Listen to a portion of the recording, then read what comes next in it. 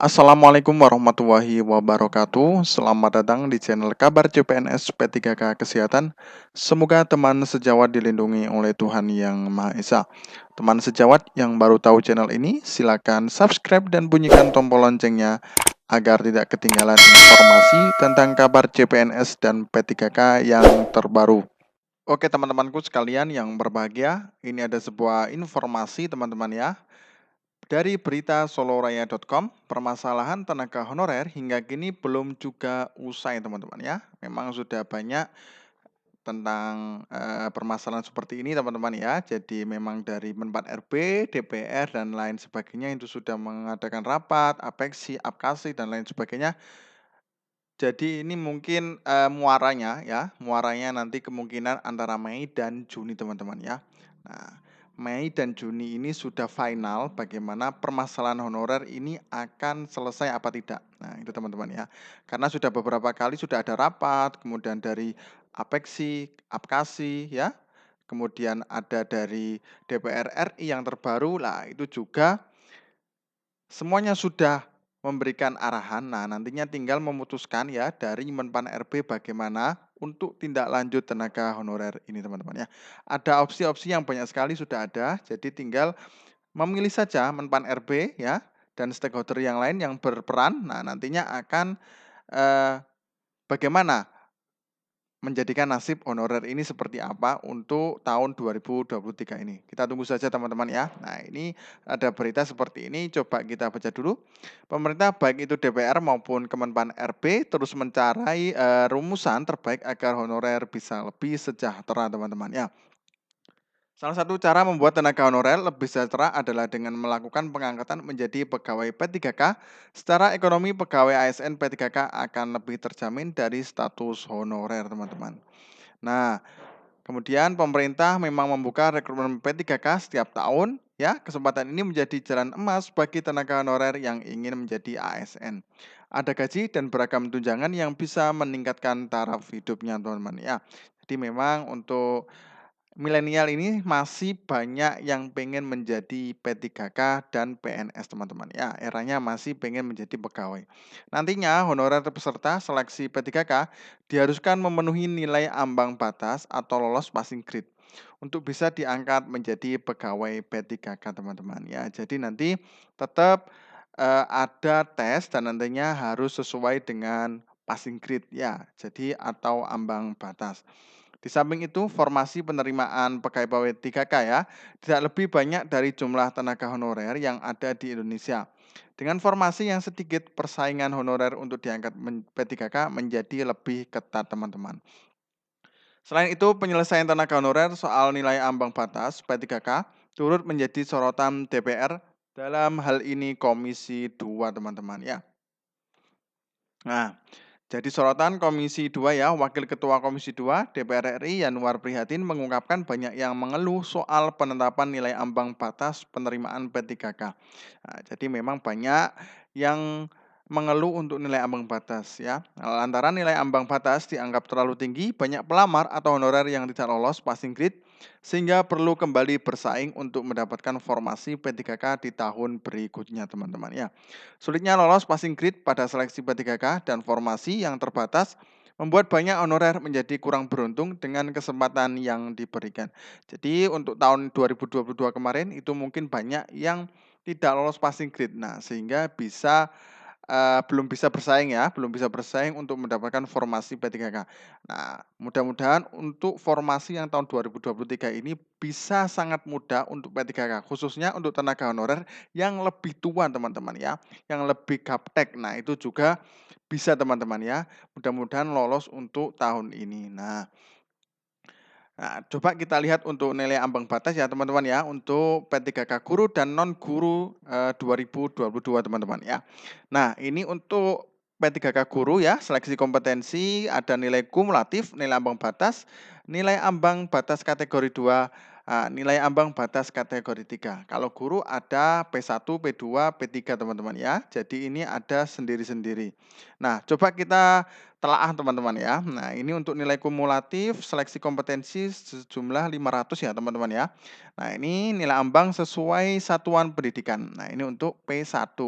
Kemudian manajerial dan sosiokultural ini maksimal ya 200, ini nilai ambangnya 130. Jadi minimal 130. Nah, kemudian ini wawancara 40 ya, nilai ambang batas, kemudian minimal 24. Nah, kemudian nilai ambang batas kategori 2 untuk seleksi kompetensi tidak ada ya. Nah, kemudian ini 110 ya. Nah, ini 110 ini ada 20 minimal. Nah, kemudian nilai ambang batas kategori 3 sesuai satuan pendidikan ya untuk seleksi kompetensi. Kemudian ini minimal 130, kemudian minimal 24 untuk wawancara.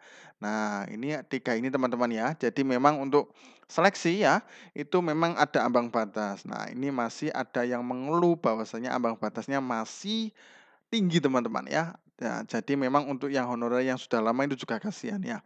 Soalnya memang kalau untuk masalah real ya, untuk lapangan juga mereka bisa ya mengajar dan lainnya. Kemudian untuk kesehatan juga sama untuk yang di rumah sakit maupun puskesmas. Kalau di lapangan menangani pasien itu sangat bagus sekali. Tapi kalau semuanya teori seperti ini mungkin mereka sudah lupa ya. Jadi memang kalau bisa dipermudah teman-teman ya. Nah, ini memang dari aspirasi ya warga kemudian mengadu ke DPR RI Komisi 2 teman-teman ya.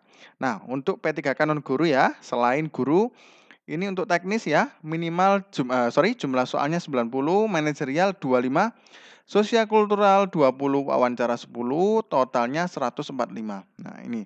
Kemudian ada durasi atau menit ya, disabilitas 150 menit, umum 120 ya. Wawancara ini 10 menit dan disabilitas ditambah 5 menit ya, jadi 15.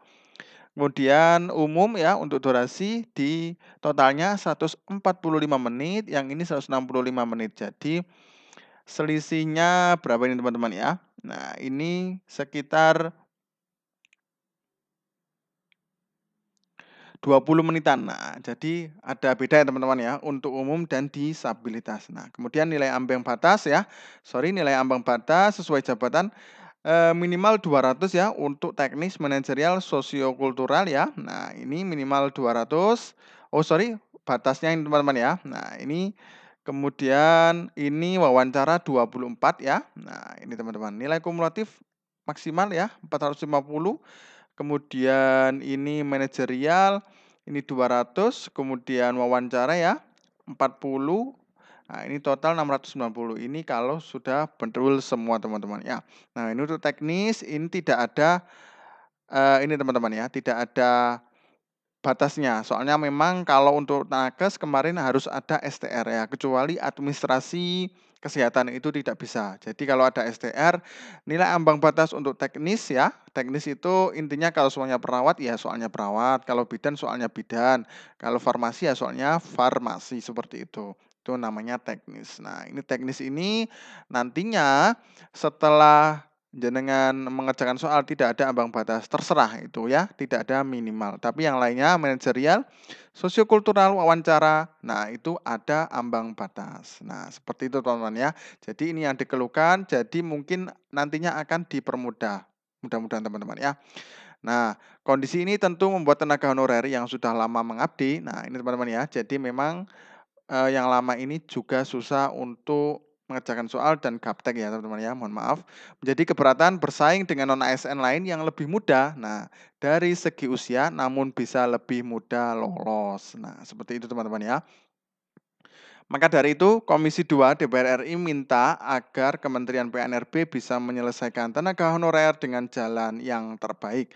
Komisi 2 DPR RI selama ini telah mendesak Kemenpan RB agar tidak gegabah menyelesaikan soal yang satu ini. Jadi tidak gegabah ya, karena menyangkut masyarakat yang banyak. Ia melanjutkan sebab dampaknya cukup besar pada stabilitas birokrasi bila salah terapi penyelesainya. Nah, ini teman-teman ya. Kalau memang tidak bisa menangani secara seluruhnya ya, secara multi teman-teman ya. Jadi tidak nantinya akan dampaknya cukup besar Nah, bila salah untuk terapi penyelesaiannya, teman-teman, ya. Nah, sebelumnya Junimat Kristina juga meminta agar tenaga honorer segera diangkat menjadi P3K sebelum tenggat waktu penghapusan yakni pada 28 November 2023. Nah, menurutnya pengangkatan honorer menjadi P3K sifatnya otomatis bagi seluruh tenaga honorer tanpa ada pengecualian khusus yang menjadi syarat. Hal ini karena para tenaga honorer memiliki hak yang sama untuk diangkat menjadi P3K. Nah, meski begitu pengangkatan tenaga honorer menjadi P3K tetap wewenang dan dilakukan oleh Kementerian PNRB yang hingga kini masih mencari jalan yang baik ya teman-teman ya. Oke. Terima kasih, semoga bermanfaat. Wassalamualaikum warahmatullahi wabarakatuh.